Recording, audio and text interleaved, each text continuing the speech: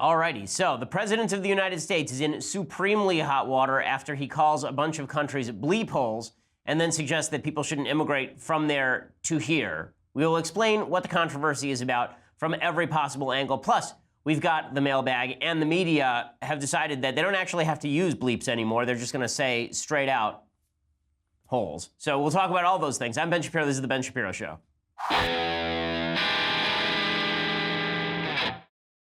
It's another day and another controversy, which means that all of Twitter, all of the news cycle, all of Facebook is now a flaming bleep hole. This is where we are now.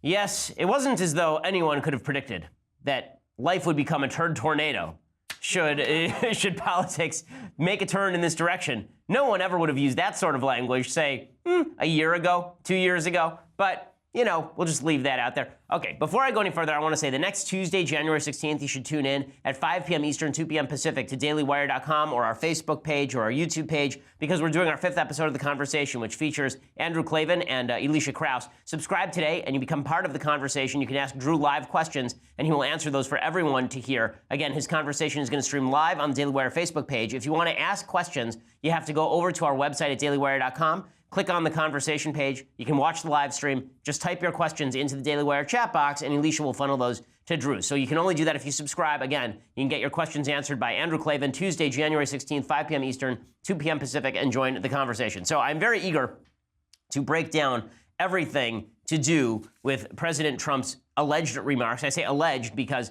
it is not clear whether he actually said them. He has now denied saying them. A bunch of people in the room say that he said them. We don't know what he said or how he said it. There's no context. There's no tape. We'll get to all of that in a second. First, I want to say thank you to our sponsors over at Texture. So, you love information, and you love in-depth information. You love in-depth reporting. Well, that's where the magazine business really does some great stuff. You know, Daily Wire, we have a lot of great commentary, and we have a lot of great quick-hit reporting. But if you want these sort of in-depth, long-form profiles where you learn in-depth information about topics, that's where the magazine industry really does a tremendous job. Texture gets you there. Texture has leading titles like Time, The Atlantic, The New Yorker, Vanity Fair, and Wired. And right now, you can try Texture for free. It's better than print because you get it all digitally. You can have over 200 of your favorite magazines and their back issues anytime, anywhere. You're sitting around, you're bored, you pull out your iPad, and suddenly you're looking at back issues of Sports Illustrated. It's fantastic. Check your you can go to texture.com/Ben right now, texture.com/Ben, and you get a free trial, texture.com/Ben, and if you try it and you love it, then you get texture.com for $9.99 a month, and that's 30% off their listed price. It's actually more than 30% off their listed price. You get a discount when you use texture.com/Ben, and you get your free trial, and then if you choose to continue, then texture.com/Ben allows you to get Texture for just $9.99 a month, which is over 30% off their listed price. Texture.com/Ben. Make sure that you're getting the best and most in-depth information that the magazine industry has to offer. Again, that's like less than the cost very often of getting one or two of these magazines subscribed, and I get 200, which is pretty awesome. Okay, so yesterday, all hell breaks loose. All hell breaks loose because the President of the United States has a bipartisan meeting over deferred action for childhood arrivals. Now, Trump thinks he's behind closed doors, and he thinks this is an off-the-record conversation. As Trump should know by now, when you're in a room with Democrats and or Republicans, the chances that what you say remain on background or secret are very, very slim to none. Trump apparently forgot this little problem, and so he decided to sound off about immigration. So here's what the Washington Post originally said. So they reported yesterday that Trump had been having a conversation about protecting immigrants from Haiti, El Salvador, and African countries. Right? And when he was talking about El Salvador, that was particularly of interest because the Trump administration had moved to basically revoke the temporary visas for people who have been in the United States from El Salvador, 200,000 of them. They've been there for I think 15 years, and Trump revoked some of their visas. We don't know the context of the comments. It's unclear where Trump made these comments, but here is what he said. We don't know whether he was talking about the Visa Diversity Lottery Program or whether he was talking about targeted deportation of illegal immigrants from particular countries. That does make a difference because here's what Trump supposedly said. He said, quote, "Why are we having all these people from bleep hole countries come here?" Bleep is another word for poop.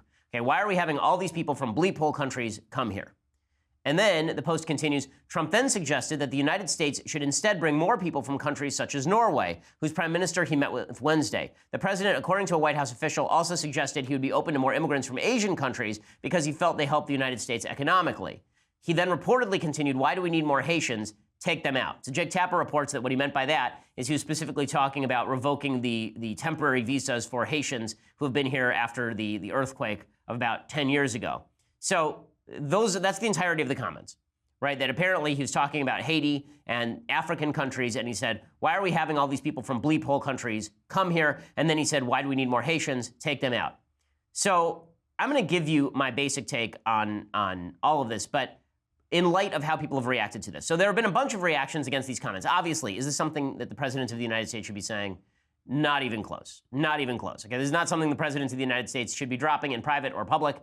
It's kind of yucky. And not just is it yucky, the implication could be taken as racist. Now, I'm going to give you two possible reads of his comments. It's very hard to read, by the way, the second comments, why do we need more Haitians, take them out, as anything but bigoted. But those first comments, why are we having all these people from bleep hole countries come here? People are taking this to mean that he means that everyone from bleep hole countries is a bleep hole, and that's why they shouldn't come here. I'm not sure that that is fully in evidence. So there's a few reasons why people are angry today. And we'll go through why people are angry, and as we go through, you will see sort of why I think that this may be a little bit overblown, depending on how you interpret his comments. First of all, let me explain the vagary in the comments. There are two ways of interpreting this comment. Way one is he's saying there are bleep hole countries, and the people from those countries are bleep holers, and therefore they shouldn't come to the United States. This would be bigotry, right? To suggest that Haitians cannot come to the United States because Haiti's a bad country is just silly. Okay, it's just a silly idea. It's not just silly, it's bigoted, it's racist, it's counterproductive. A huge number of Haitian immigrants come to the United States and get college degrees. I believe that the statistic is something like for new African immigrants, for countries, Haiti's not in Africa, but for African immigrants, the number of people who come to the United States and get college degrees actually higher than the American population at large. Immigrant populations very often are escaping bad countries. That's the reason they're coming here. And so they know why their countries are bad, right? Look at Cuban immigrants who are coming from Cuba. Cuba's kind of a bleep hole country, according to many Cuban expatriates. That's why they're leaving. That's why they're coming here. The same thing is true of the Vietnamese boat people who left and came here because they're trying to escape the destruction of their country. So the idea that you're coming from a country that's a bleep hole and therefore you're a bleep hole is obviously racist and silly and bigoted. Right? A huge percentage of people who came over from Nazi Germany ended up being wonderful citizens of the United States, Germans and Jews alike. The same thing is true of people who are trying to escape Russian pogroms and Polish pogroms. The same thing is true of people who come from China. The vast majority of immigrants to this country are wonderful people who are trying to do hard work and enrich the country by coming here. So the suggestion that you can judge a person from the country because they're from the country is, of course, bigotry. And people who are reading Trump's comments this way have a little bit of support in the idea that Trump has said in the past, for example, that a Mexican judge could not properly judge him because he was Mexican. Right? So people are looking at Trump's track record of linking ethnicity to politics or to judgment or to capacity, and they're saying that this fits in with those comments. So that's a plausible read. Here's another plausible read, okay? And this is the one people are ignoring. The other plausible read is that Trump is saying, look, we have a diversity visa lottery program, and that diversity visa lottery program is designed to take in people by country. It doesn't evaluate them on an individual level. Now, let me backtrack for a second. My own position on immigration is if there is no welfare, if there is no social safety net, I am for free and open immigration. Whoever wants to come can come. I don't have a problem with anybody coming here so long as they're not mooching off anyone. I don't care what country they are from. I do care about cultural impact. I do care about the viewpoints they espouse, but if they're not coming here to be violent, if they assimilate to American ideology, I don't care where you are from. Okay, that said, the diversity visa lottery program is the opposite of that. The diversity visa lottery program says that we are specifically going to bring people in from downtrodden countries, from countries that don't send a lot of immigrants through the legal immigration process. We're going to go to those countries and bring in a large number of immigrants from those specific countries. Right? Originally, the diversity visa lottery program was actually designed to get more Irish immigrants into the country in 1965 because there had been a rapid decrease in the number of Irish immigrants entering the country, and so they wanted to use the diversity visa lottery to increase the number of Irish, apparently, in 65. That shifted in 1990, and the number one beneficiary of the diversity visa lottery program are people from African countries. So here's what Trump could be saying. He could be saying, listen, if we have to judge people only by country, right, we're not going to look at them as individuals, which is really how we should do an immigration program. We should look at people and say, is this a good person or is this a bad person? Is this someone we want in the country or is this someone we don't want in the country? Right? That's the way we should do immigration always. But the diversity visa lottery program says, okay, you're from Ghana, you get in. You're from France, you don't. Right? That's really how the lottery program works. And so Trump might be saying, listen, that seems backward to me. in the sense that if you were just going to take as the only descriptor the country of origin, you have to look at the country of origin, and country of origin does make a difference. It is easier, put aside race, it's easier, for example, to integrate someone from Great Britain into American ideals than it is to integrate somebody from, say, Russia in American ideals. Now, Russians are still white people, but the idea that you're coming from a government where there's no history of American ideology, that makes no difference at all. On average, it does make a difference. And I'll give you some statistics later that show that it makes a difference. But the point is this.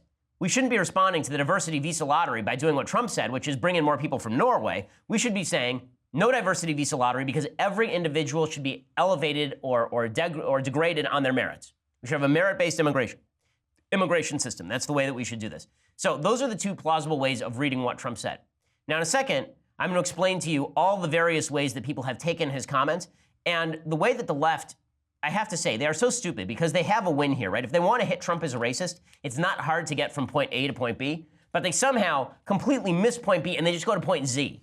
It's truly crazy. I'm going to show you in just a second. But first, I want to say thank you to our sponsors over at Tommy John. So right now, this moment, I'm wearing the best underwear that I have ever worn. They are just spectacular. Tommy John's, okay? Innovative designs, patented fabrics. It ensures that your underwear doesn't ride up. It's true, it does not ride up. The waistband does not roll down.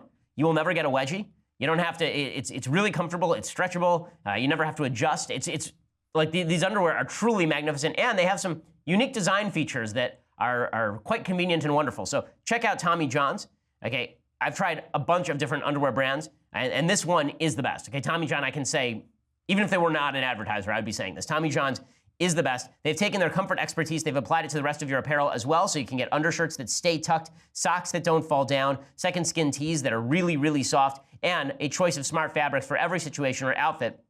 Also, if you don't like it, they have a best pair you'll ever wear or it's free guaranteed, so you've got nothing to lose. You order it, you don't like it, and it's free. So Tommy John, no adjustment needed. Go to TommyJohn.com/Shapiro. You get 20% off your first order. That's TommyJohn.com/Shapiro for 20% off. TommyJohn.com/Shapiro. And that gets you your 20% off your first order. Plus, it lets them know that we sent you. You're not going to regret it. The underwear are just terrific, and so are their other clothing items. Okay, again, that's TommyJohn.com/Shapiro. No adjustment needed, and that is meant in every sense of the phrase. Okay, so the media lost their minds yesterday. Because they didn't just say, what Trump is saying here is that he's judging immigrants by their country of origin, and that's bigoted.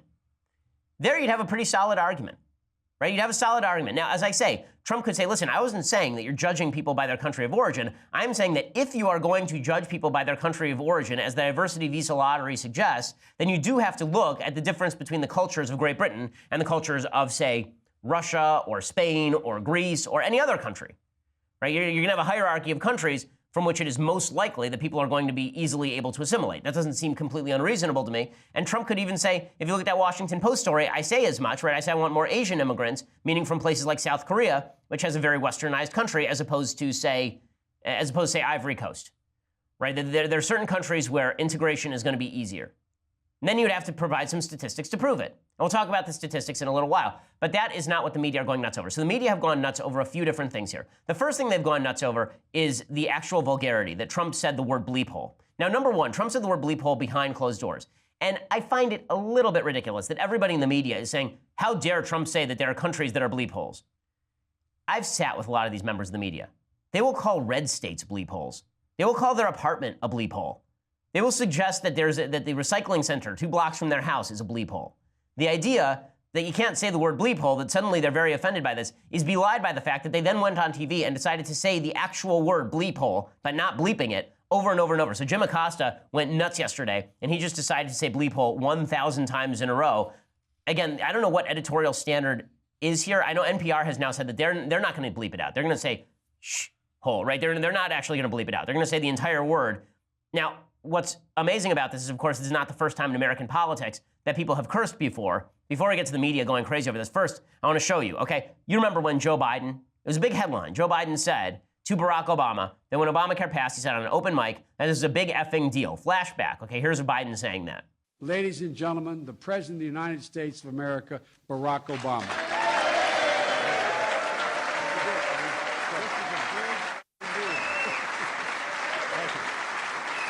Thank you, everybody. Okay, so he says there, if you can't hear it, this is a big effing deal, right? This is a big effing deal. And this was such not a big deal to people that the Democratic Party put out a T-shirt with this on it. Right? They put out a T-shirt with health reform is a BFD. I remember they sold this on the Democratic Party website. Did the media actually write out actually spell it out? Did they actually spell out the F word? Did they actually report that that's what he said, or did they bleep it out? Of course they bleeped it out, right? They bleeped it out the same way that we're bleeping it out. Same thing is true when LA Mayor Eric Garcetti swore at a King's rally. This is just a couple of years ago, right? This guy wants to run for president, and he got up and he said, this is a big effing day. Right? This is what it looked like. But there are two rules in politics. They say never, ever be pictured with a drink in your hand and never swear. But this is a big day. Way to go, guys. Okay, so there he is saying big effing day. Did the media print any of that? Of course they didn't print any of that. But now they're going to say S-hole over and over and over because Trump is the president. I mean, let's be clear. This is why they are changing their editorial standards. So here's Jim Acosta saying it over and over and over. We bleeped it out, but he did not bleep it. In which the president referred to countries like Haiti and countries in Africa as a hole. Obviously, I apologize for using this word here, but this is a quote from the president. Why are we having all these people from whole countries come here? Why are we having all these people from, you get the point. Mm-hmm. And I noticed you, Wolf, you hesitated to use that word. I hesitate to use it myself as an S-hole or hole is what the word that the Washington Post is quoting the president is saying. Okay, I remember when they were suggesting, there was a rumor that I think it was Barack Obama directly to Jeffrey Goldberg. So he cursed about Benjamin Netanyahu, if I'm not mistaken. I think that happened as well. This new editorial standard where you only quote the curse word in order to humiliate Trump is obviously directed at Trump. Chris Cuomo, who's just an ass of epic order, he came out and he said that Trump gave this word to the world, right? No one had ever heard this word before. Trump actually originated it. The president is just showing you who he is. This is who he is, okay? We sum it up in a word, okay? There it is. This is the gift that he decided to give the American So he says people. the president, this is who he is. He is a bleep hole, right? This is what Chris Cuomo now says about Trump. So are they really that upset about the vulgarity? Of course they're not upset about the vulgarity. That's nonsense. Okay, that's nonsense. They don't care about the vulgarity. Now, the second thing they've become upset about, again, wildly overshooting the mark. If they want to hit Trump, they should hit him on the idea that immigrants cannot be judged by their country of origin, right? That's where they should live. They should live right there. But they're too stupid. They can't do it. It's impossible for them. So instead, the media have decided to say that there are no countries that are bleep holes. All countries are fantastic, right? There are none. All the countries are great. If you believe this, ask an expatriate from North Korea whether the country is a bleep hole. Ask an expatriate from Sudan whether they would prefer to go back. I mean, only the left could be this stupid. Seriously, you have to be a moron to fall into this particular trap, saying that there's no such thing as a bleep hole country. Right? Rich Lowry of National Review, he humiliated Joan Walsh, a CNN contributor, yesterday on the network, specifically asking her, like, you're saying that some countries are not bleep holes.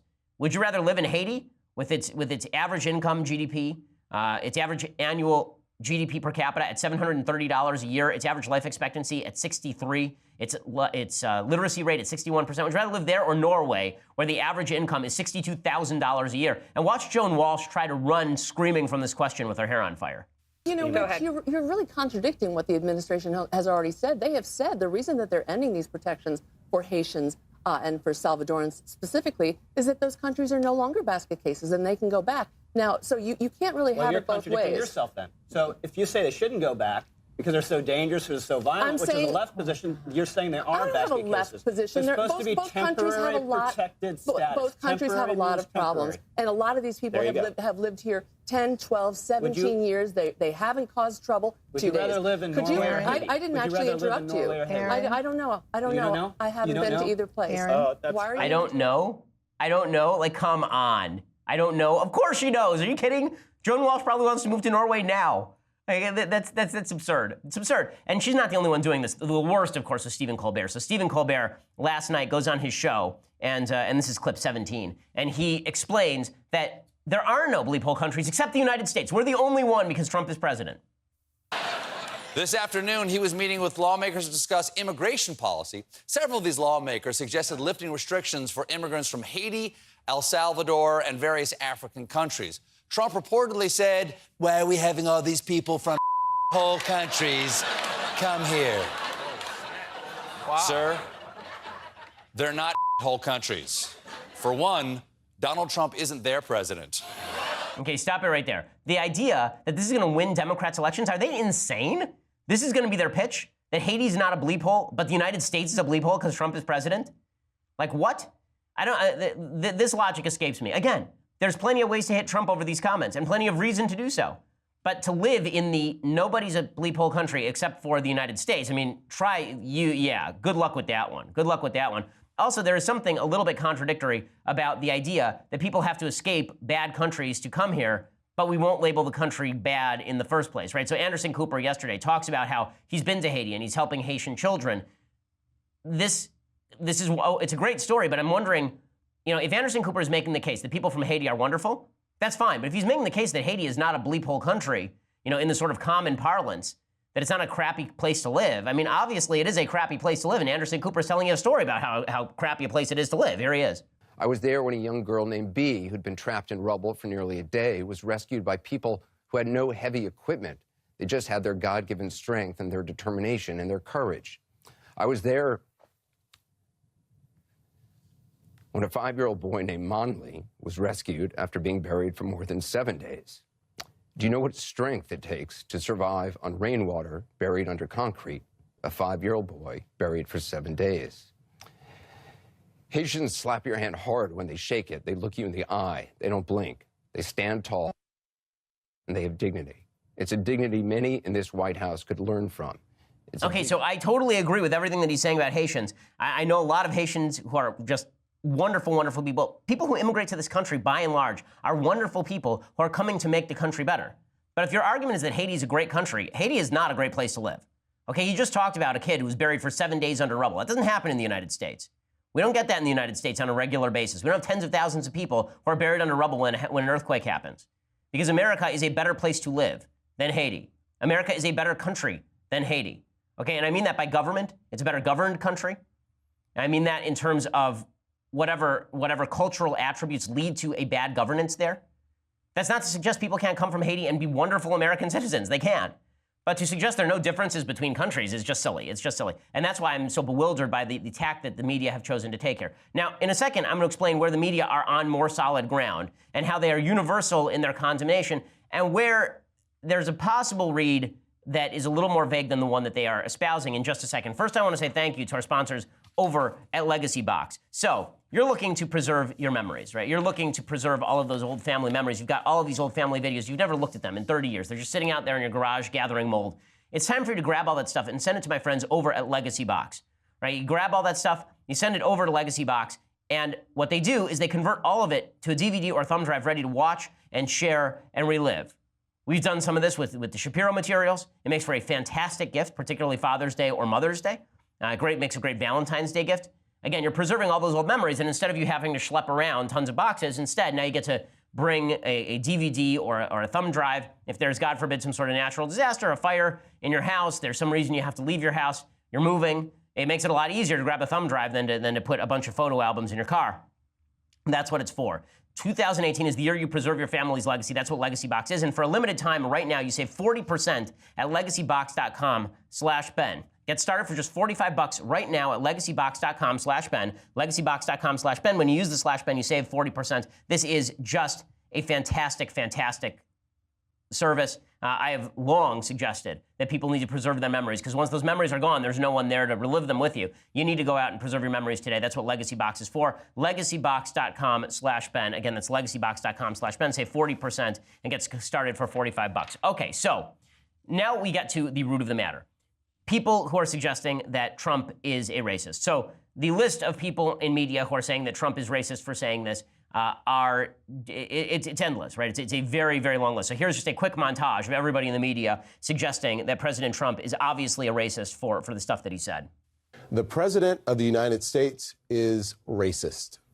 If it's accurate, it confirms what I've said on this show before. Donald Trump is a bigot. Yes, he speaks in a racist way. It just shows that, the president has racist views. Let's be real clear. This is the most racist, bigoted Al Sharpton, my God, comments that we've heard a president make. But it doesn't make what he said any less ignorant or any less racist. Not racial, not racially charged, racist. Let's not kid ourselves. This remark by the president of the United States smacks of blatant racism, the most odious and insidious racism masquerading poorly as immigration policy. This is ignorance. This is ignorance to speak in such vile, racist terms. We can dance around it and not really put our finger on it, but the president seems to harbor racist feelings about people of color. Okay, and that last one is Jim Acosta. Of course, Jim Acosta is the White House press correspondent. He's not an opinion guy, right? He's supposed to be the objective news journalist. So there are a few things here. So as I have suggested, it is a plausible read that the President of the United States is saying that people from Haiti cannot properly immigrate to the United States because they are bad people, because it's a bad country. That would be racist. Okay, that would be racist. It would be stupid. To say that he harbors, feelings of animosity for people of color as a whole, I think would be a little bit too broad, considering that in the same article it says that he wants more people to come in from countries like South Korea. That's full of Asian people who are not white. But that said, yes, this is I'm not going to pretend it's not a plausible read. It is a plausible read. Mia Love, who's the daughter, I believe, of Haitian immigrants, she tweeted out her statement on this. She said, "The president's comments are unkind, divisive, elitist, and fly in the face of our nation's values. This behavior is unacceptable from the leader of our nation. My parents came from one of those countries, but proudly took an oath of allegiance to the United States and took on the responsibilities of everything that being a citizen comes with. They never took a thing from our federal government. They worked hard, paid taxes, and rose from nothing to take care of and provide opportunities for their children. They taught their children to do the same. That's the American dream. The president must apologize both to the American people and to the nations he so wantonly maligned." Okay, so I think that this is a perfect statement. Honestly, I think that what Mia Love says here is essentially correct. You come here, you work hard, you play by the rules, you assimilate, you get involved in the American dream. Anyone who does that should be able to come in. And if what Trump is saying is that people should not be able to come in based on their country of origin, that's silly. Okay, that's silly. It's not just silly, it's racist. It actually is racist, and it is bigoted. But there's another plausible way to read what Trump is saying, right? The other plausible way to read what Trump is saying is for him to be saying what I said earlier, which is that if you are going to judge people alone by their country, which you should not, but that's what the diversity visa lottery program does. If you're going to judge people's merit based on just country of origin, you cannot pretend that all countries of origin are equally likely to produce the same level of assimilatable citizens. That would just be silly. It's obviously untrue. And the data support this. Right? There's a study from the Institute for the Study of Labor, December 2009. Ruth Uwaifo-Oyelere of Georgia Institute of Technology and Maharuf Oyelala, the University of Vermont. And here are their findings. Okay, their findings are, although immigrants from South America, Canada, Oceania, and Europe use any form of welfare at the same rate as U.S.-born immigrants from Asia, Africa, Central America, and U.S. protectorates, those ones use welfare more. So if you're an immigrant from Asia, Africa, Central America, or U.S. protectorates, you use welfare more. And then they actually analyzed to see whether this was just based on the level of poverty that people are when they come over to the United States, if it's based on family size. They say, we reject the hypothesis that welfare usage is identical across immigrants and U.S.-born, and also reject the related hypothesis that welfare usage is identical for immigrant groups. This result suggests that welfare usage is not affected by solely economic and standard demographics. This implies that culture, value, network information, or institution of groups might have a significant role to play in individuals' choice to use welfare. Culture, values, network information, and institutional background were not controlled for in our probability model and may explain the differential welfare usage across group despite controlling for the standard economic and demographic variables that should predict welfare usage. Birthplace matters for welfare usage in the U.S. This is their conclusion. Birthplace matters for welfare usage in the U.S. Now, that's not, again, to imply that where you were born means that inevitably you're going to use welfare. That's silly and racist. It doesn't mean that as individuals we can judge you based on your country of origin. It does mean that if you are going to say, we get to now take in 10,000 immigrants, those 10,000 immigrants are either going to come from South Korea or they're going to come from Russia, right? An Asian country, or they're going to come from with a history of Western civilization, or Russia, where there is very little history of Westernization, right? Which one are you going to choose? And you can only choose one. You're just going to do it based on the country description. Then you would probably say, I'd want the South Korean citizens and not necessarily the Russian citizens if you were going to create a hierarchy of people who are able to assimilate easily in the United States. That's not a rip on individual Russians. My ancestors were from Russia. My great-grandparents came over from Lithuania, right? The idea that it doesn't matter at all where you came from in terms of the average, if you're doing it simply by numbers, is obviously not true. But the idea that you can judge individuals based on this is racist, right? This is the same thing as saying that the black crime rate in the United States is higher than the white crime rate in the United States. This is true. But it is racist to say that a black person, this black individual right here, is going to commit crime because he is black, right? That's not the same thing. And that distinction is important. You can say that on average, people who come from sub-Saharan African countries are going to have a tougher time integrating and assimilating into the United States than people coming from Great Britain. But that's not racist. But it is racist to say this particular person from Sudan cannot assimilate because they're from Sudan. That's racist, okay? So that distinction makes a difference. And I don't know that Trump knows enough to actually make that distinction. I don't know if he does.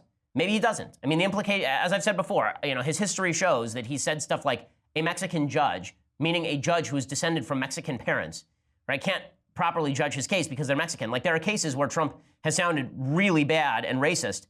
And if you read these comments in the context of those comments, it's hard to avoid the conclusion the media want you to draw. But I would like more evidence on what actually happened in this conversation, because all I'm hearing is secondhand. I don't have a full transcript in front of me, and I am shy of jumping on the media's account of a secondhand conversation that was being related by Democrats. I think that to do that would be unfair. I hope that I would hold the same standard for the Obama administration or for any other politician, for that matter. So, again, should Trump have said this? No. Should he clarify what he meant? Absolutely. Should he walk it back as much as he can? He absolutely should. But the left's suggestion that there's no such thing as a bleep hole country is silly. The left's suggestion that they're angry because he cursed is silly. And the left's suggestion that the only way to read that comment is simply in terms of Donald Trump is saying that every immigrant from Haiti is bad because they're black. I think that requires a logical jump at least. Maybe that jump is real. Maybe that's what Trump is thinking. But there's a lot of mind reading going on, and I think that mind reading is not necessarily guaranteed to be correct. Okay, so in just a second, we're going to give you the latest on the DACA deal, plus things I like, things I hate, and the mailbag. First, you're going to have to go over to dailywire.com and subscribe. When you do, then you not only get to be part of the mailbag, which is right now, you get to ask questions, specific questions. You also get to see the rest of the show live. You get to see the rest of Klavan's show live and Knowles' show live, and you get to be part of the conversation, which is happening with Andrew Klavan on Tuesday, the 16th, 5 p.m. Eastern, 2 p.m. Pacific. Ask Drew questions live in the Daily Wire chat room when you become a subscriber to Daily Wire, $9.99 a month, $99 a year. You get the annual subscription, including this, the very greatest in beverage vessels, the leftist tears, hot or cold mug, which is just overflowing these days for a variety of reasons, both good and bad. Check it out. You get that with the annual subscription. If you just want to listen later, SoundCloud, iTunes, YouTube, Google Play, Stitcher, we're available on all of those outlets. We are the largest, fastest growing conservative podcast in the nation.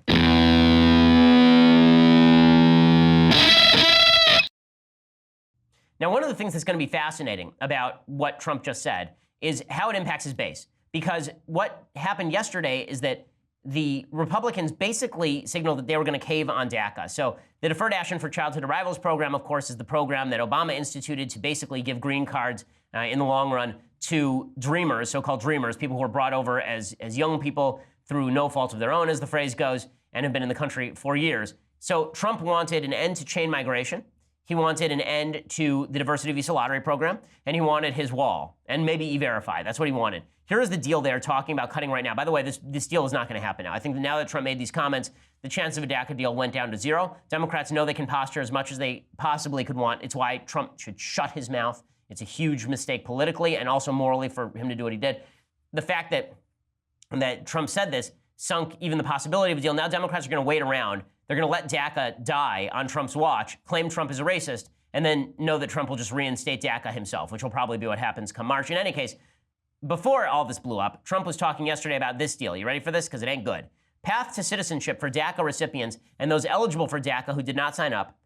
Only $2.8 billion for border security, so $1.6 billion for fence barrier. They're saying it'll cost a minimum of $18 billion to actually build a fence. An additional $1.2 billion for other border priorities. Again, not enough money. Family-based migration. Parents of DACA cannot become citizens, but will get temporary protected status. So that doesn't really change much, because that just means that when a Democrat enters office, he'll give them citizenship. And then visa lottery. Some of the 50,000 slots will be used for people in the country who have lost their temporary protected status, and some will be used for low immigration countries. So they'll just reallocate some of the diversity visa lottery stuff. Very, very weak deal if this is all Republicans can get out of this. Jeff Flake, who is pretty weak on immigration, he came forward and said, we're very close on a deal. This was his statement yesterday. The bipartisan group I'm talking about, the six of us working, that we're shopping among our colleagues now. We don't want to release details until we talk to more of our colleagues. Well, so much for that. That's pretty much done. Right? That's pretty much dead. So I think that it is just another side effect of the fact that the president of the United States cannot keep his mouth shut, and he'd be better off just being quiet in many scenarios. Okay, time for a couple of things I like, then some things that I hate. So things that I like today. I wanted to point out that immigrants from low-quality countries, right? Immigrants from, if you want to say bleep hole countries, I think Nazi Germany would rank as a bleep hole government. Immigrants who are trying to escape that have provided some of the great contributions to American society. Forget about the atomic bomb, which is and atomic energy, which is obviously a contribution of people who fled Nazi Germany. But some of our great movie music. So Eric Korngold was a Jewish emigre from Nazi Germany. He left in the late 20s, I believe. He came here and he wrote some of the great American scores. He's a great classical composer, really underappreciated because film scores are underappreciated. If you don't know the original Adventures of Robin Hood, I think it may have been the very first movie I recommended on Things I Like on this show. The music is just glorious. It was conducted by Eric Korngold. Here's a little bit of that music.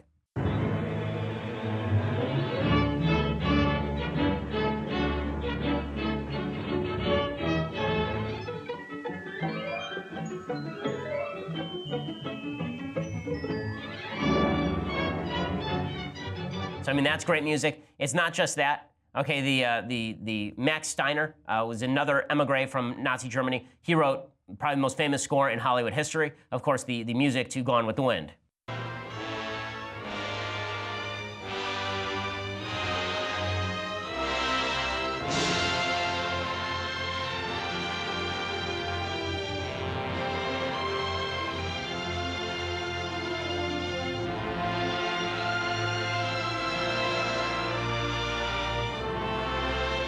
It's just glorious stuff. So the idea that you come from a crappy country, therefore you can't contribute to the United States is just asinine and racist and stupid and bigoted.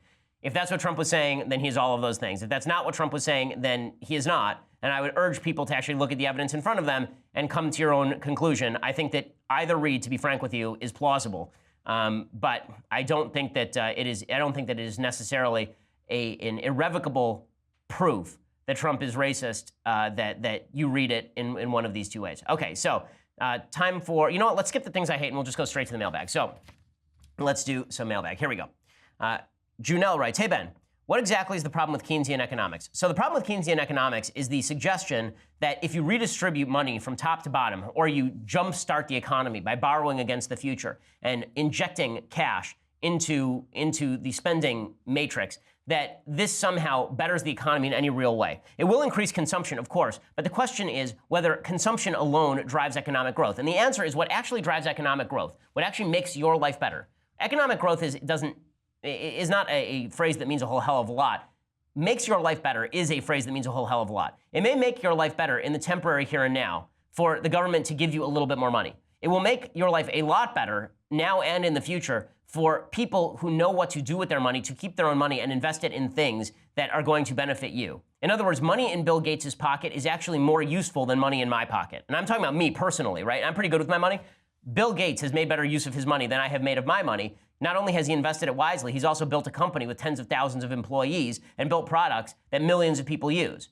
And the idea that when you take money from borrowing against the future, when you take money and inject it into the economy, that this somehow gets the gears running again, that demand is what creates supply, is not true. Supply creates demand, meaning the reason that you buy a new product is not because you have a little bit of extra money in your pocket, it's because the new product is available. You couldn't buy an iPhone 30 years ago because the iPhone didn't exist. It wouldn't matter how much money the government gave you. You can buy an iPhone now because there were creators who discovered the hidden demand in the marketplace and crafted a product specifically for it. This is my problem with Keynesian economics. The idea of the multiplier effect, I think, is sheer nonsense. Henry Hazlitt has a very long but thorough look at the flaws in Keynesian theory. It's called the New Economics, I think, the flaws in the New Economics, something like that. It's about a 500-page book, but he really blows apart Keynesianism with alacrity. Neil says, Ben, how do you feel about the U.S. taxing its citizens abroad as the only country in the world to do this? Do you feel this is right or wrong? Do you foresee this being revoked in the future? I think that it's idiotic to tax your citizens abroad.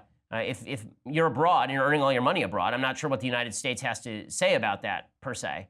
But I feel that generally about taxes here. I mean, I think that the only possible argument that can be made is taxing our citizens abroad for defense purposes because our military defends you abroad the same as it would at home, right? Maybe that's the only excuse. Alex says, Ben, what do you think of Switzerland's recent legislation that took away welfare recipients' right to vote? I don't know enough about this, so I'd actually want to check the facts on it before I comment.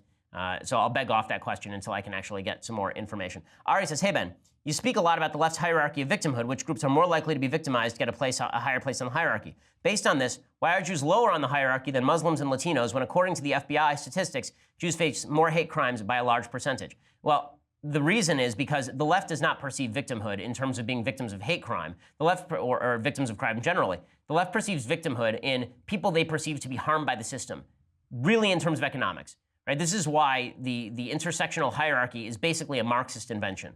The idea is that Latinos and Muslims are more put upon by American society because they are on average poorer. Jews are highly educated and rich in the United States. That means they cannot be victims, even if they are many times over more victimized than other so-called victim groups in the United States. Jack says, Ben, what's your status regarding your appearance on The Daily Show? Well, I got back to Trevor Noah on The Daily Show and I said, if you want to do this thing live, as in live, then I'm happy to do it. If you want to do it on tape delay, I'm not going to do that because I saw how you sliced and diced Jonah Goldberg, and I'm not going to allow you to slice me out of context and then not give me a copy of the tape so 3 million people see me, getting destroyed by Trevor Noah, when in reality, it's the other way around. I don't think we have heard back from them ever since I made that demand, which is not particularly shocking. Let's see. Nicholas says, Dear Ben, I wanted to know what your response to the 1929 Great Depression would be from a policy standpoint. Would you have just simply cut taxes, launched public works, etc.? I wouldn't have launched public works. I probably would have cut taxes. I would not have gotten the government deeply involved, to be frank. I mean, there was a huge economic meltdown in 1920-21, and the entire market recovered quickly. The reason that you had an 8-year lengthening of the Great Depression, according to UCLA economists, is because of all the government interventionism. I certainly would not have raised tariffs. I certainly would not have moved toward government interventionism in the fiscal sector. There are two theories, basically, in conservative circles for why the Great Depression happened in the first place. One theory is the so-called tightening of the money theory, which is the Milton Friedman Chicago School of Economics, and they suggest that the Fed policy was too stingy, and therefore we needed to inject more money into the economy with a low inflation rate, which would have allowed people to retain their mortgages, for example. I tend not to agree with Milton Friedman. I'm more in the Vienna School of Economics on this thing, which suggests almost the opposite. They almost argue the opposite. They sort of argue that the Fed policy was too inflationary and the stock market was overvalued, and that's why you saw a stock market crash, and that the only way to get out of it would have been to, if not tighten the grip on money, then to maintain the gold standard. Now, the gold standard was technically maintained, but gold was revalued against the dollar under FDR on a pretty routine basis. Josh says, hey, Ben, with censorship against conservatives discovered on so-called free speech platforms like Google and Twitter, do you think we'll see a rise of a conservative social media platform? I don't think that there'll be a choice if this continues, and I know that there are institutional investors who are looking to do just that. Spencer says, hey, Ben, you mentioned that Shakespeare is one of your favorite authors. Which plays of his are your favorites? Are there any plays that strike you as containing particular relevance to the current political atmosphere in the United States? Well, the best ones from Shakespeare, I love his tragedies. I'm not as big a fan of Shakespeare's comedies. I enjoy them, but his tragedies are, of course, his great masterpieces. And those would be in order of my preference. I'd probably go Hamlet over Lear, but it's really tight. So maybe Hamlet, Lear, Macbeth, and then Othello. Those are considered his 4 greatest works, and I agree with that. And then I love his historical plays, too. I really like Henry V. Julius Caesar is fantastic. The thing about Shakespeare is virtually everything that he writes is relevant because so much of it is political. Right? So much of it is political. I made a lot of Lear references during the last election cycle with regard to how Trump treated members of the media who did his dirty work for him, people being sycophants in front of him. Right? I've made references to Hillary Clinton being a corrupt figure in search of power, a sort of Macbeth figure.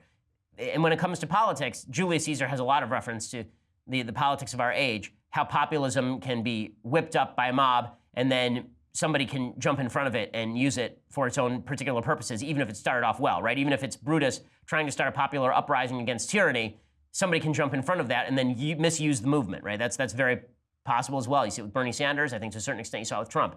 So there are so many great Shakespeare plays that have contemporary relevance. Isaac says, Hey, Ben, what are your thoughts on going back to a gold standard and how would it impact the economy? So as I've said, going back to a gold standard I think would be useful. The way that you would do that is pegging the value of the dollar to the value of gold. The reason I say that is because the value of gold doesn't change radically over time in terms of the amount of gold that's being discovered. So it used to be that the value of gold changed a lot because there's so much new gold being discovered, but there really isn't that much gold on planet Earth, and it's not like tons of it is being discovered on a daily basis, so you don't have to worry about the fluctuations as you do right now in, for example, Bitcoin. The beauty of going back to a gold standard is that the government then does not have the capacity to inflate itself out of bad spending habits. Right? The reason that you can inflate yourself out of bad spending habits or spend a lot of money is because the government can then come in and just inflate its way right out of it. And that's something that I think is deeply detrimental to the economy. Dane says, hey, Ben, who's your favorite director currently in Hollywood? What are your top 3 movies made in the last 10 years? Okay, so favorite director currently in Hollywood, if I've not made this clear, it is Christopher Nolan. Christopher Nolan followed by Christopher Nolan. He's the best director working in Hollywood. Top 3 movies made in the last 10 years. So I believe Lives of Others is just outside the realm. What year was Lives of Others? I think that Lives of Others was 2003? 2006. So I just missed with Lives of Others. The Dark Knight was 2007, right? Was it 2007 or 2008? We'll count that as the last 10 years. So 2008. Whiplash, I loved. I think Whiplash is a fantastic film. And then I'm trying to think of what my third film would be. I like, as I say, I love Nolan, so I really do like a lot of the movies that other people don't like of his. I really like Interstellar. People really like Dunkirk. I like Interstellar. I think Interstellar actually has a little more heart than Dunkirk. I'll have to go back and look at my list of the movies that I've liked over the past few years. But those are the ones that pop to mind immediately. Matthew says, hey, Ben, quick abortion question. What would you say to a libertarian who, from a legal standpoint, thinks abortion should be legal given that there is no constitutional obligation to protect non-citizens, but from a moral standpoint, thinks abortion is repugnant? Well, there is a constitutional obligation to protect non-citizens in the United States from being killed. Right? Like, you're not allowed to kill non-citizens. If there's an immigrant in the United States illegally, I can't just drive down to the local Home Depot and bash a guy with a rock. That's not a thing. So that argument doesn't cut a lot of weight with me. Megan says, the city I live in has a huge problem with an increasing homeless population. How should my city council handle this issue? Well, the truth is that being homeless should be illegal. It is illegal. It is loitering.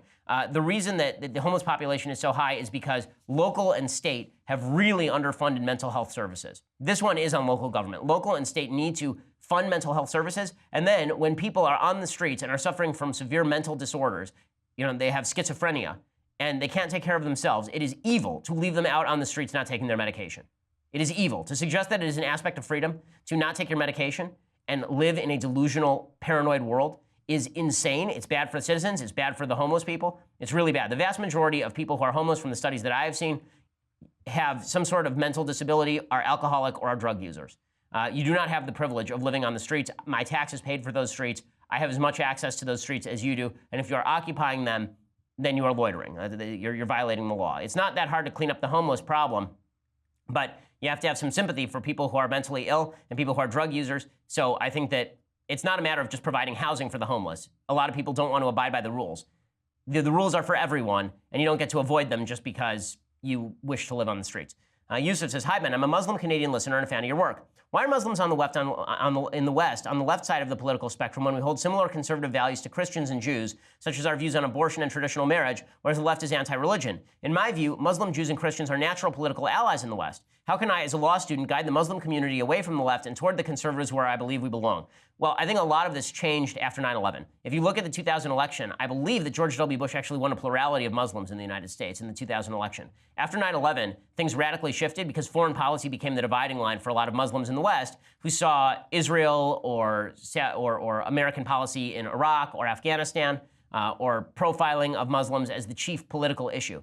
In terms of social issues, Muslims, Jews, and Christians are basically on the same page. In terms of economic issues, I think that there's a fair argument to be made by a lot of reform and moderate Muslims that conservative economics is on the same page as well. Personal responsibility, messages that you actually have responsibility to people. So I agree with you, but I think foreign policy, if you're moderate in the Muslim community and you don't actually suffer from a lot of the delusions that I think some of the more radical members of the Muslim community suffer from, less so in the West, but more in other countries, then I think you're more likely to be on the conservative side of the aisle on all the other issues, and maybe you vote Republican. John says, hey, Ben, you often recommend nonfiction books and fictional TV. Do you ever read fiction? And if so, what books would you recommend? I've recommended a lot of fiction books on the show, I think. My favorite is Moby Dick, so that is where I would start. I'm also a big fan of Leon Uris as a writer. He's kind of a fun writer if you just want fun writing. One of my favorite books that nobody's ever heard of is a book called The Secret of Santa Vittoria by Robert Crichton. So see if you can pick that one up on Amazon. I love reading fiction. I think I just recommended a few weeks ago a bunch of books, a bunch of fiction books by, what's the name of the author who did Power of the Dog? There's a bunch of, and Cartel, The Cartel, Don Winslow. I just recommended some fiction books by him 2 weeks ago, maybe. So go back and look at my entire things I like list. I believe there are people online who actually keep tabs on all of these things. So we should. At some point, we probably will. Ha ha ha. But check that out. Trevor says, "Hi, Ben. I got your mug for Christmas from my fiance up here in British Columbia, Canada. We're both huge fans. Our question is, once you have an ideal small government, how do you prevent it from inevitably getting larger over time?" Well, the answer there is that education, education, and education is the only solution. The founders thought they had cured this problem. Obviously not. Parchment barriers are just parchment. You require an educated population in order to maintain freedom. This is why Ronald Reagan said that freedom is always one generation away from extinction. That's why I'm optimistic that in an era in which freedom seems to be less and less respected, I always think freedom is one generation away from revival. Justin says, "Hey, Ben, my friends are very anti-Israel. A common argument they make is this. Why do Jews get to rule their ancestral homeland after centuries of foreign occupation, but Native American tribes don't? How would you respond to this? They aren't religious, so any biblical arguments I try to make usually fall flat." Well, I mean, the truth is that Native American tribes do have reservations. I think that it's unjust how the reservations are created. I think that American policy toward Native Americans has been historically quite awful. But the idea that there is not Native American rule in these areas is not true. I mean, federally speaking, these are territories that are independent of state government, right? Native American reservations are governed by federal law. So there actually is self-governance in Native American reservations. The question is, what sort of culture do you think ought to have self-rule? So the idea of a Jewish democracy, I think that should have self-rule because I think Judaism has values, Judaic values have values, and democracy has value. And I don't think these things are in conflict. As far as Native American self-rule, I think it would depend on the values that are being promulgated by various Native American communities. I don't think all of the values are necessarily the same, and you know, kind of linking together all Native American tribes under one broad rubric. I don't want to pretend knowledge where I don't have. So I'm not going to. So, you know, my general rule is if you can govern a country well or a territory well, and if you have a historic claim to that area, then we can talk about it. But when it comes to Native American tribes, there are some serious questions as to whether there's historic Native American claim to particular land, considering that there was no such concept in many cultures, in Native American culture originally, of private property or tribal ownership of particular property. So, in other words, now we're sort of past that point, but the idea of having sovereign Native American land is basically written into American law. I mean, this has become a major issue with regard to Child Protective Services and the Department of Indian Affairs, the Department of Native American Affairs. Alrighty, so we have reached the end of this week's mailbag. We'll be back here on Monday. I'm sure that things will continue to burn down because they always do, and we'll be here to help you sift through the ashes. I'm Ben Shapiro. This is The Ben Shapiro Show. The Ben Shapiro Show is produced by Mathis Glover, executive producer Jeremy Boring, senior producer Jonathan Hay. Our technical producer is Austin Stevens, edited by Alex Zingaro. Audio is mixed by Mike Coromina. Hair and makeup is by Jesua Alvera. The Ben Shapiro Show is a Daily Wire Forward Publishing production. Copyright Forward Publishing 2018.